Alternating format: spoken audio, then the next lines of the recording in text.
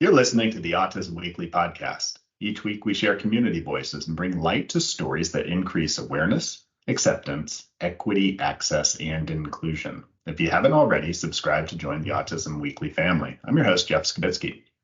This week, we welcome autism advocate and author Sam Farmar back to the podcast for another appearance to talk to us about his latest published article, An Autistic's Vision for Neurodiversity Affirming Therapy.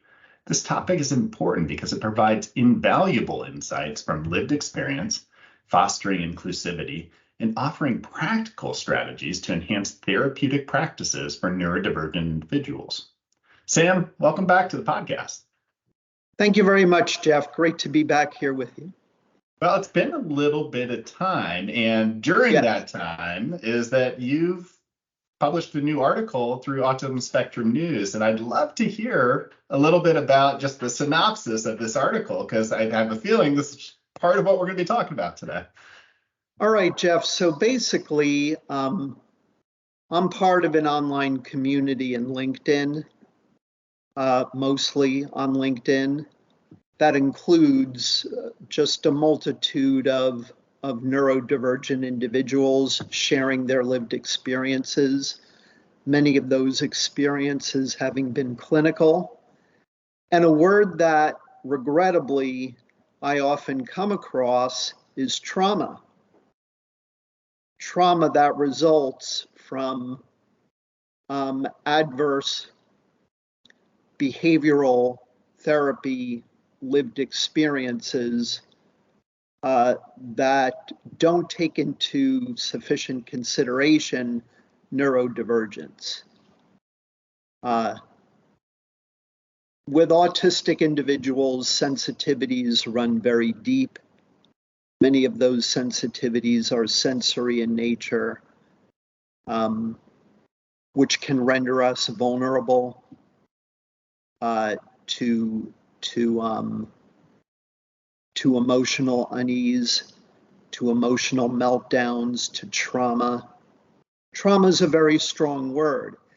And in learning about the lived experiences of those in my community, the neurodiversity community, for which I proudly advocate, that affects me deeply.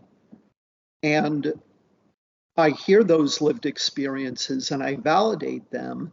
And at the same time, I consider my own clinical experiences as a late identified autistic, and I take into account all that I've learned in working with clinicians,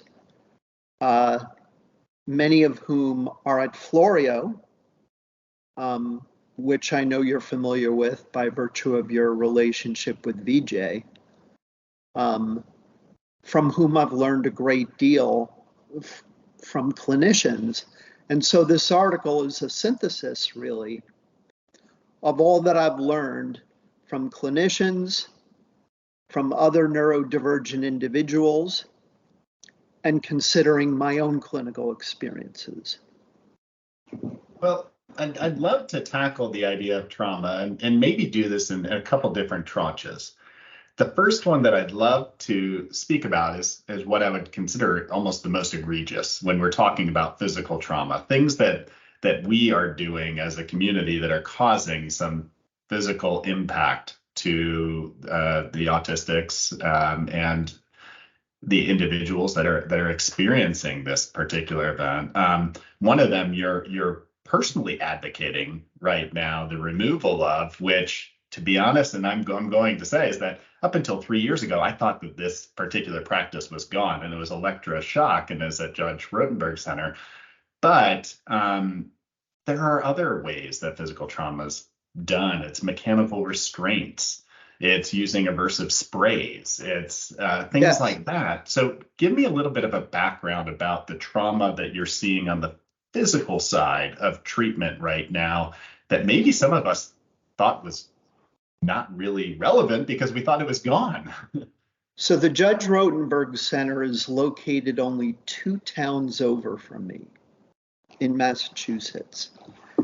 And I wasn't even aware of what was going on there until the authors of a book called Pain and Shock in America sent me their book, asked me to read it and to write about it and to talk about it, that I had no idea until I had read this book.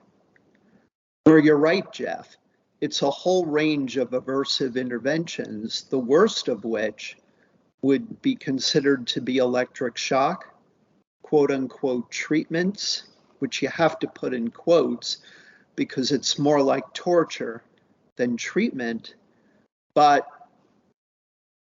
up to this day and prior to the use of electric shock, you're right, there would be other aversives involved in their methods, including ammonium spray in your face, the denial of meals, other types of interventions that cause physical pain. When you are given food, you might have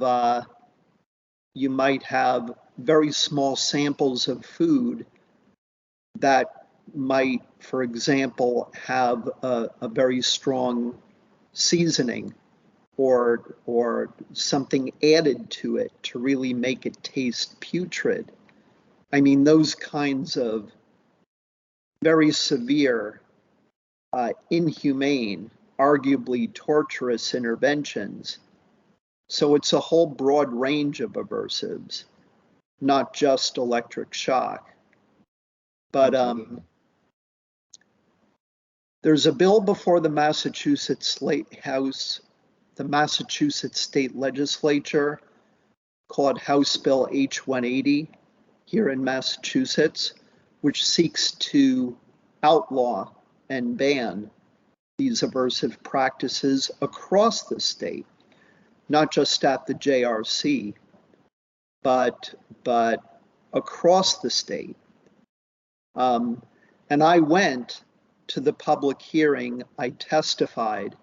This is something I'm in the middle of writing about. That'll soon be published.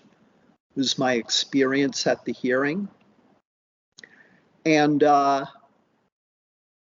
when you think of neurodiversity affirming therapy, you think of that as the extreme opposite of what this is.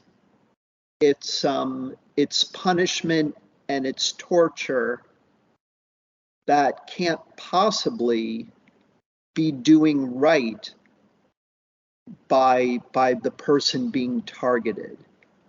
We all like to think of ourselves, I think, I would hope, as being in the business of helping other people. Aversive interventions and punishment do not help. That's not a way to help a person move forward. It's important to exercise compassion, kindness, acceptance, understanding, all of which, in my view, are integral to this notion of neurodiversity affirming therapy, where if you're going to be neuro-affirming, in my view, there really can't be any punishment, any aversive interventions of any kind involved, because that's where trauma happens. That's where PTSD can occur. That's where people can really develop challenges around anger, around anxiety, depression, not to mention physical pain. In the case of electric shock, burn marks on your skin. Where do you draw the line? No, and that's all of that is extremely scary to even think about, Sam. It's I mean, would the practice be occurring if it wasn't a neurodivergent individual that had a way to be able to empower their voice in a way that maybe the neurodivergent doesn't feel they have right now? And maybe that's another issue, is that how do we empower the voice of those self-advocacy? That are receiving treatment? Absolutely critical. Self-advocacy. And I think the community has to give a platform for that. And as much as we put the onus on the individual and on the self, is that we as a community have to support hearing perspectives, hearing voices, and being able to kind of make sure it's there. Just a curiosity, you've been at some of these hearings. The I'd be curious to hear what is the justification. Is it that the behavior that itself is so dangerous and they feel like they need to use this aversive sort of treatment where I think the science of even in the behavioral field, we've improved so much to be able to find assent-based Correct. care that fits the same model. And that's the thing, Jeff. For a while now, the claim has been is that electric shock treatments, when regulated, and that's an issue because government regulations often fall short of their goals, that they could reverse behaviors that can get pretty extreme, that can result in self-injury, that can pose a danger to others. But like you just said, there are for a couple of years now, at least a couple of years, proven alternative, more humane, more compassionate interventions that get results.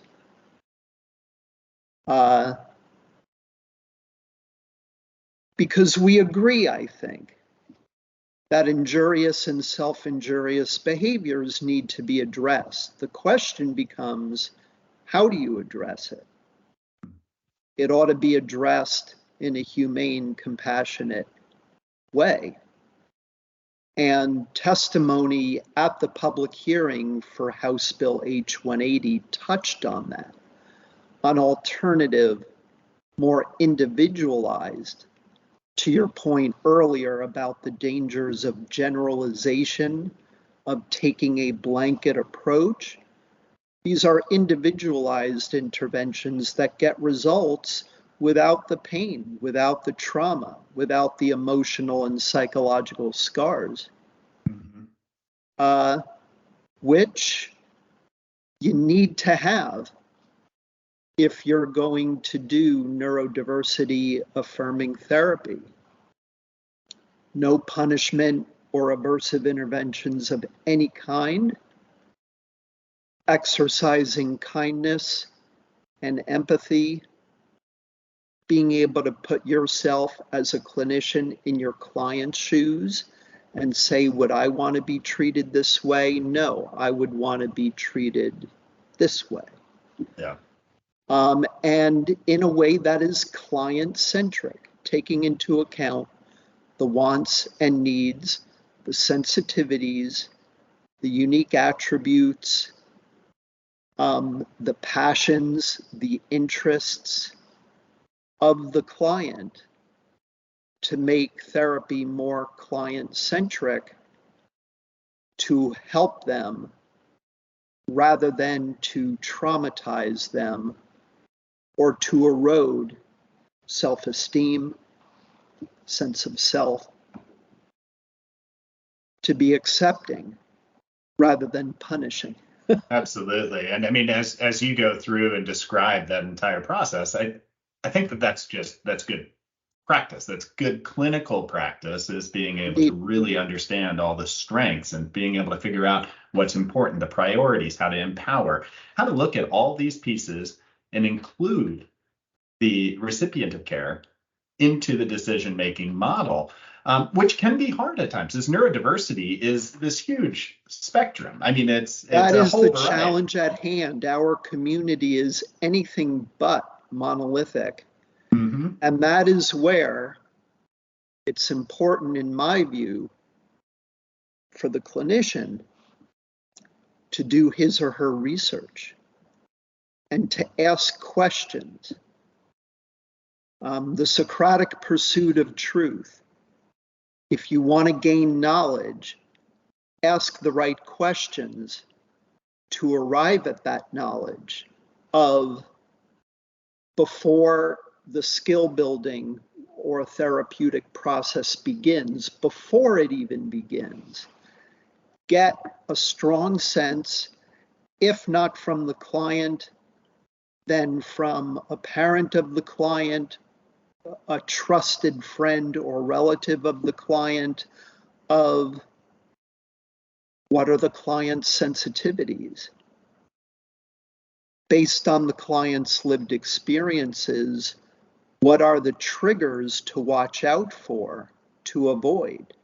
Triggers for sensory overload, for emotional unease, for meltdowns, for trauma.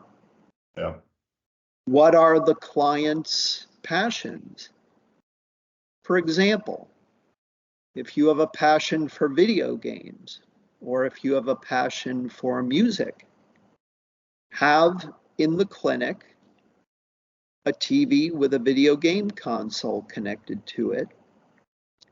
And if the client during a session were to need a break, maybe something that happens in the session that is stress inducing warrants cutting that off, taking a break, go into the other room and take a few minutes and play a video game. Or I have an electronic keyboard plugged into the other room, go and play piano. Mm-hmm. Or if you have a musician, neurodivergent, who plays violin or flute or what have you. I mean, those are more portable instruments. Bring your instrument to the therapy session. If you need a break, if it'll put you at ease, if it'll make you feel good, play a little, take a few minutes, taking into account the talents, the passions, the interests of the client, for example, just to name a few examples. Yeah, and I think that you're hitting on something that I find extremely important. It's not just on the regulation component of, what's going to be soothing for an individual, but it's also on what is important for this particular individual and the way that they can be a part of the community, the way that they can express themselves, the way that they can involve themselves in the world around them, is that sometimes we restrict that for neurodivergent people by saying, this is what I'm going to allow you to do, versus saying, and this that is what you is care about. Let's build problematic. around it. And that can lead to great harm. Mm-hmm. Because if you treat somebody as if they are broken and they need to be fixed, there's so much negative fallout from that. It's the impact on self-esteem of receiving the message that I'm broken and I need to be fixed or I need to be cured. Autistics, including me, are perfectly open to skill building. I'm grateful for the clinical experiences I've had that helped me build skills that I wanted to build upon, that I wanted to improve. Therapy on my terms, what I wanted to get better at. The question is, how are we helping for those skills to be developed? How is it being done? Yep. What I love about Florio is that you have a wide variety of lessons that develop any number of different types of skills that are done at various different levels that allow for a given learner to be able to start out at a level at which he or she is comfortable with, and then maybe build beyond that, or maybe not, where there are allowances during a Florio lesson to take breaks when they're needed. And all of those are such important, those are important components to treatment. I mean, it's trying to figure out the pacing for myself individually. What's going to be best? how can I use the information that I'm being taught? How do I use this communication skill in a way that's empowering me individually to get my message across? One How set do I of get that? lessons in the Florio Library, of which I am very fond, is this series of lessons around cafeteria, school cafeteria social sense. It starts out with the learner getting a sense of entering the cafeteria and first figuring out where he's going to sit, followed by actually sitting down at the table, followed by participating in conversation at the table, and then initiating conversation at the table. And then when somebody else comes to the table, finally, to take the initiative to introduce that individual to others already at the table, a progression Mm-hmm. where whatever works for the client, the whole gamut, the possibilities are there of where do you start so that you're meeting the client where he or she is at, and then what can you progress to little by little?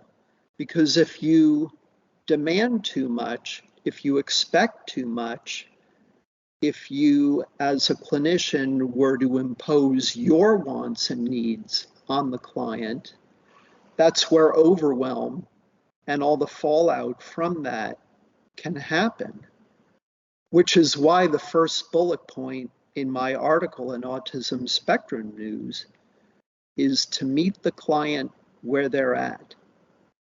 Yeah. When you're meeting the client where they're at, Sam, I mean, it's not just on what skills are there and what strengths are there. How do you effectively communicate either with the client, with those that really understand what the expectations or the feeling of the client are? If the client has a difficulty communicating some of that on their own, how do you understand where those priorities are when you maybe don't have somebody who could self-advocate? Maybe somebody isn't able to express everything that they're wanting out of treatment. So what you do is you ask the right questions. Some of us are more visual learners, others of us more auditory. As a visual learner, communication with me might be more effective if it's given to me in writing. I benefit from clear, unambiguous, specific, detailed instructions. Just as a for instance, if in my clinical office I have a corner of the office with multiple toys to play with, the clinician asks, go over there and bring me a toy. Well, if you have a diversity of different kinds of toys, of different types, of different colors, go and bring me a toy is insufficient for many neurodivergent individuals. I know I'd get confused. There's so many to choose from. Which one do I choose? That could really stress me out. That could cause emotional unease. Versus, bring me a toy from the corner and you can pick out whichever one of those toys that you want to pick out. There's specificity in that makes it safe for me to go over the corner and pick out whatever toy I want and bring it over. Or bring over this specific toy. Or bring me a toy that's of this color or of this type. Just as an example, detailed, specific, unambiguous communication that doesn't put the neurodivergent learner into a position of having to guess, of having to assume, of having to infer, of having to read between the lines, because that is often where we struggle and where some of us ultimately drown.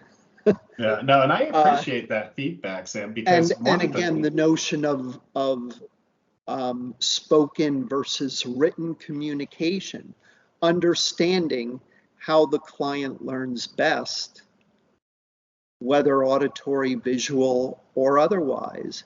Mhm.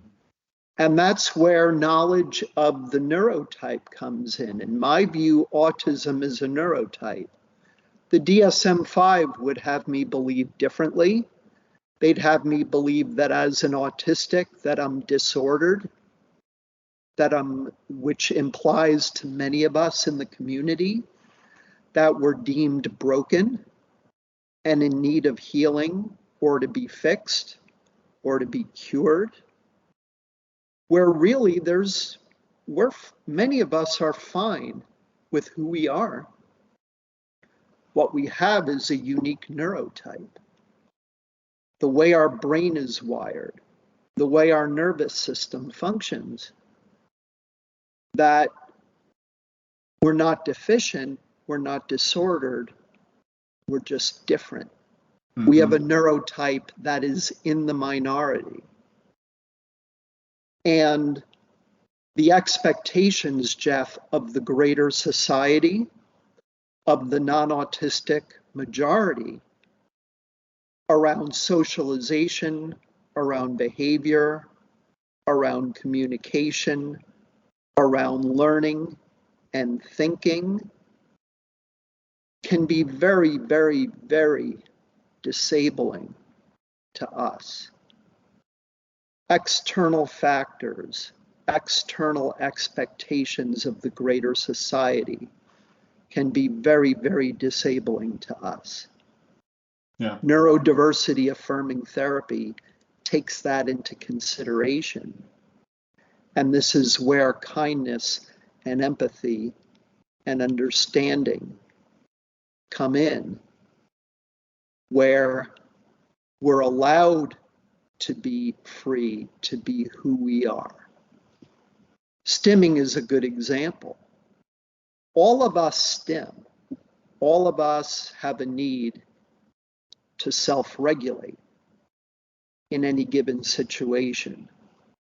Because we have a different neurotype, autistics often will stim in very different ways than will non-autistic individuals. Unlike most non-autistic individuals, we might stim by moving our hands, by using fidgets, by rocking back and forth. If we don't make eye contact in a way, that's a self-regulatory behavior, because in not having to make eye contact, we're better able to listen with our ears, and perhaps even more importantly, with our hearts, than if we have to look somebody in the eyes and then we're dealing potentially with more sensory input from the eye contact than we can handle, interfering in our ability to listen with our ears and with our hearts. And that might even cause sensory overwhelm or meltdown. Yeah, it's interesting, Sam. Extreme trauma if it's ongoing. When you had mentioned some of the stems that that maybe an autistic might display And versus somebody who doesn't identify autistic, is if I sit there and tap my foot constantly, normal. Now I do that with a different body part, my hands. You're stimming just in a different way than we. And it's funny how society has looked through these things and deemed certain things appropriate and inappropriate. But I think what you're talking about with neurodiversity affirming care, it's really understanding what's best for the individual. If their soothing method is this, well, let's figure out a way to incorporate it. Yeah. And body language becomes very important. When they're needing to stim, to self-regulate, if they're rocking back and forth, if they're flapping their hands, even if they get out of their seat to move around a little bit, whatever they need to do to self-regulate. The key is don't pass judgment on that. And how you communicate in many ways is more important than what you communicate. Don't have that angry or frustrated look on your face when somebody stims in a way that you might find just a little bit awkward, maybe. Refrain from saying, stop that, that's wrong. Don't do that. Be accepting. I think as a The treatment individuals community, need to self-regulate, for example. yeah, I mean, as a treatment community, I think that we've moved in the right direction with saying, treatment shouldn't be compliance based. It should be assent based. It should be individualized to Yes, understanding what's important for that meeting the individual. client where he or she is at. Hmm. That's individualized. Taking an individualized approach based on that individual's wants and needs, sensory sensitivities. Many autistics have sensitivities to extreme light or to extreme noise. Hmm.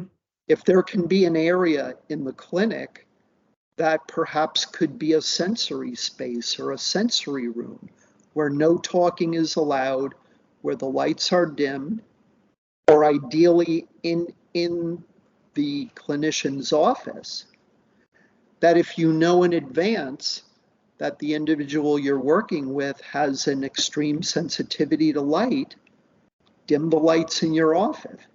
If it's during the day, you might even turn off the lights. Hmm. Uh, Absolutely. any loud noises, try to cultivate in an area of a lower volume. Hmm. For those with noise sensitivities, whatever the sensitivity might be, this is where asking the right questions, doing the homework, doing the research, learning from the lived experiences of the individual, of what they enjoy, what they have a challenge with, their sensitivities, etc. And with respect to eye contact, if working on eye contact causes undue stress or unease on the client, don't teach it. Hmm. Don't impose it on the neurodivergent individual, because if you do, that might be enough to cause trauma. Again, I run into this word trauma in the neurodiversity community far more often than I should be. Yeah. Uh, and this is where, again, knowledge of the neurotype comes in handy. That with autism, you have any number of sensory sensitivities that are common. Granted, we're not a monolith, but there are certain commonalities that more often than not you're going to run into. But this is where the individualized approach becomes important. If an individual listens best without making eye contact, don't impose making eye contact skill building on that individual. Work on other skills. Our neurotypes for all of us dictate what we're able and willing to comfortably learn in the way of skills and what we're not comfortable with. What we're not going to get good at, no matter how hard we try, like I'm never going to be, for example, despite my height, I'm never going to be a professional basketball player. It's just not in my neurotype. It's not in my neurology that I would have the skills to be that kind of a person. It's understanding a person's limits Hmm. Well, I have a to question for dictate you. what skills to build, what not to build on, Hmm. because if you impose a skill that ought, nothing should be imposed. Hmm. But care needs to be taken, in other words, in terms of, in my view, what skills are okay to teach and what are not okay. Well, Stay away from the ones that aren't okay based on the individual's challenges, unique attributes, etc. let's go deeper into that, because one of the things is that, I mean, autism is a journey. I mean, it's obviously is that, like any life, is that we change our interests, we change our skill sets as time goes on and moves on, and we have different priorities for our lives. One of the things that I think creates trauma is that social trauma of marginalizing somebody. And I have a question that kind of goes into, you talk about life skills, you talk about developing a way to be able to do what you want in the world and not be typecasted. Is the When I see different kind of school policies, things like that, that say, okay, well, my life skill might be is that everybody in special education is going to clean up the cafeteria every day after lunch. This isn't a life skill that we're teaching neurotypical, neurodivergent individuals. We're imposing that this is what this individual needs to do. We've catered to this is the life skill that we're saying is you're cleaning up after others. Does that not create the same sort of trauma as maybe some of the emotional trauma or physical trauma that goes on by saying this is your role, this is your lot in our community? I would agree, and this is where accommodations and things like IEPs in schools, I think, become very important. Depending upon the individual, certain exemptions from certain tasks to be done may very well be necessary for that individual's well-being. And this is the challenge with accommodations. Where things can get problematic is that if somebody notices one person getting accommodations, but then another person isn't getting them, then resentment can set in. And that is a challenge that we should try to address, I think, as a society, is this notion of one person may need to be accommodated in certain ways that are different from how another individual may need to be accommodated. That if a given task or a given expectation does more harm than good, this is where accommodations can become very important, in that they allow us to be at our best, not just to be at our best for ourselves, but to better be able to do right by others around us. Accommodations allow us to be at our best for ourselves, for other people. And that, I guess, Jeff, would be my response Yeah, to that's that just something scenario. I've been thinking about, is that Yeah, sometimes we create these roles for people and this view of people without taking into account the individual themselves and understanding correct. that this might not be what they want to do in their life. They Exactly. might want to, they might want to be somebody who's working on programming. They might want to be somebody Exactly. who is a barista. I mean, who knows what somebody wants to be? There's a variety of different options And out there. that's And where how the do you get there? challenge lies. That's where the challenge lies, because individualized therapy or teaching or whatever it is, admittedly, there are challenges with that. It's easy for you and I to be talking about these things during a podcast. To actually put them into practice, certainly I can imagine there are challenges there. It's involved, but that doesn't change the fact that it is of, in my view, utmost importance to be as individualized in how you treat people, Hmm. uh, just because of the sheer diversity, not just within the neurodiversity community, but across really all of society, all of humanity. That, I think, is where the challenge lies. But as advocates, we have to start from somewhere. Yep. We need to at least get the dialogue started and to further the dialogue. And with more dialogue, ideally, would come greater change. So With how can autistic individuals, again, we're dealing with societal expectations that were not written with us in mind. Granted that, our need for certain accommodations will no doubt be of greater need than perhaps for non-autistic individuals who might have a whole nother set of needs. And as individualized as we can get in how we treat neurodivergent individuals in a clinical setting, at the workplace, for example, in school, in life in general, the better.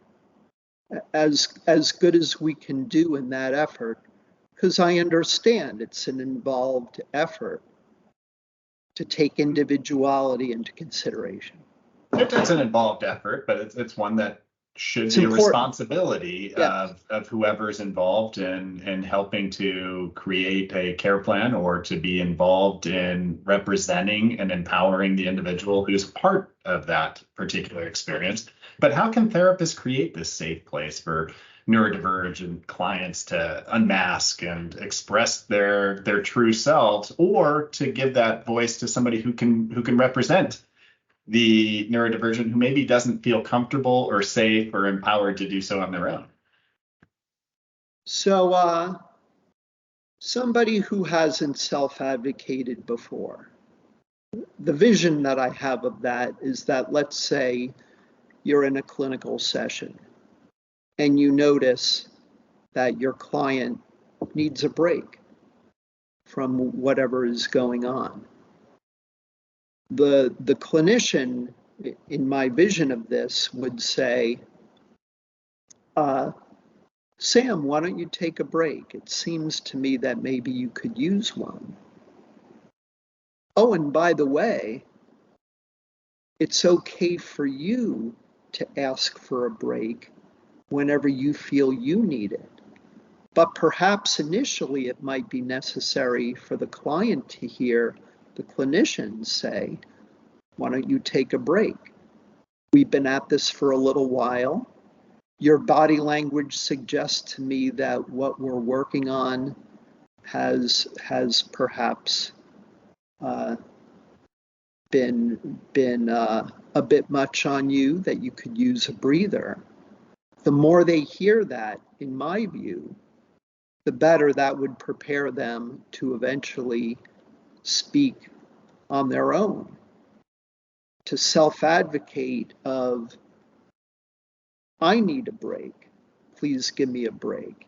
And in a neurodiversity affirming therapeutic session, the clinician would say, absolutely, okay. Good for you for self-advocating. Take the break when you need to, and then we'll come back to it later, or we'll move on to something else. Yeah, it If sounds like you're somebody leading is with that compassion, that kindness, that empathy, compassion and understanding the kindness experience. are core to it. Mm-hmm. It's core to that.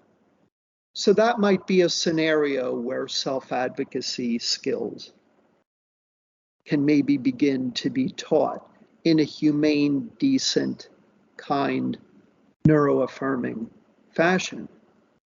Now,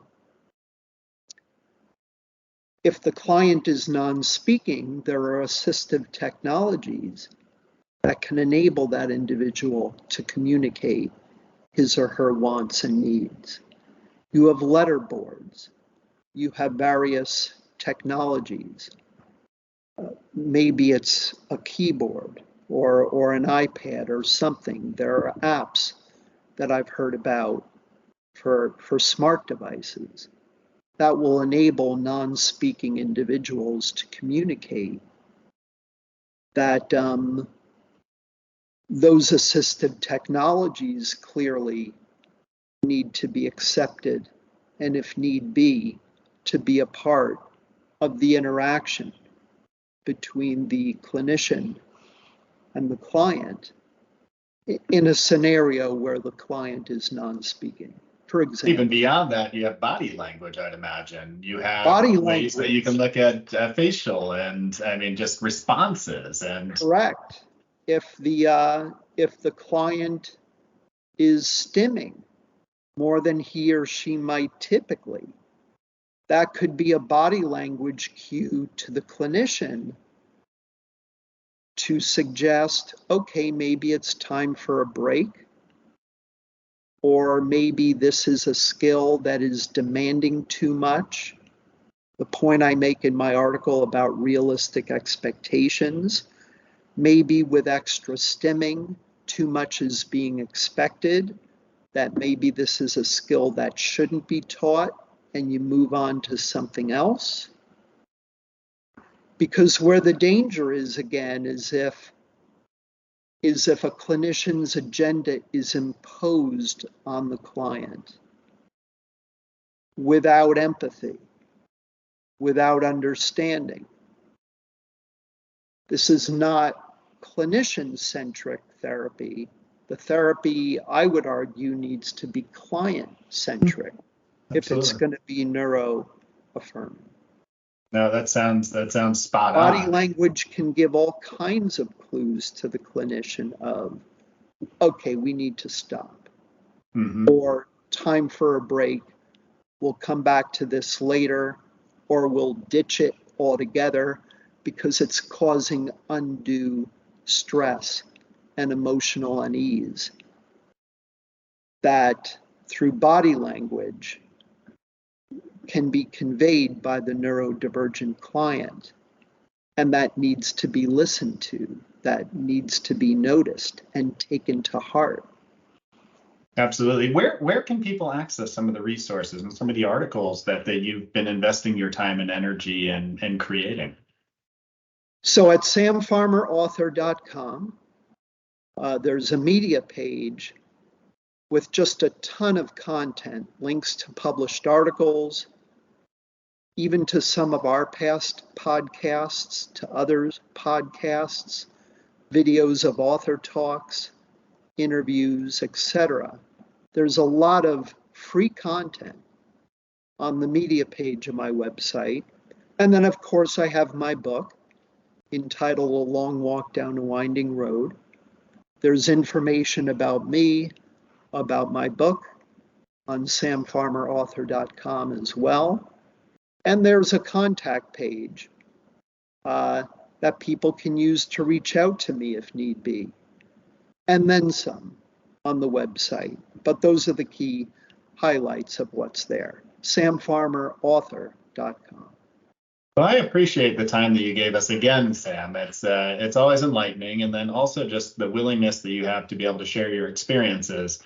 I think is something that I always I look at and I truly appreciate. So thank you so much for coming on the show again. Hopefully we can get you back again sometime soon. That'd be wonderful, Jeff. Thank you. Thank you for listening to Autism Weekly. We hope you tune back in next week to learn more about autism in the real world. Autism Weekly is now found on all the major listening apps, including Apple Podcasts, Google Podcasts, Stitcher, Spotify, Amazon Music, and more. Subscribe to be notified when we post a new podcast. Autism Weekly is produced by ABS Kids. ABS Kids is proud to provide diagnostic assessments and ABA therapy to children with developmental delays like autism spectrum disorder. You can learn more about ABS Kids and the Autism Weekly podcast by visiting abskids.com. Thanks for tuning in. See you again next week.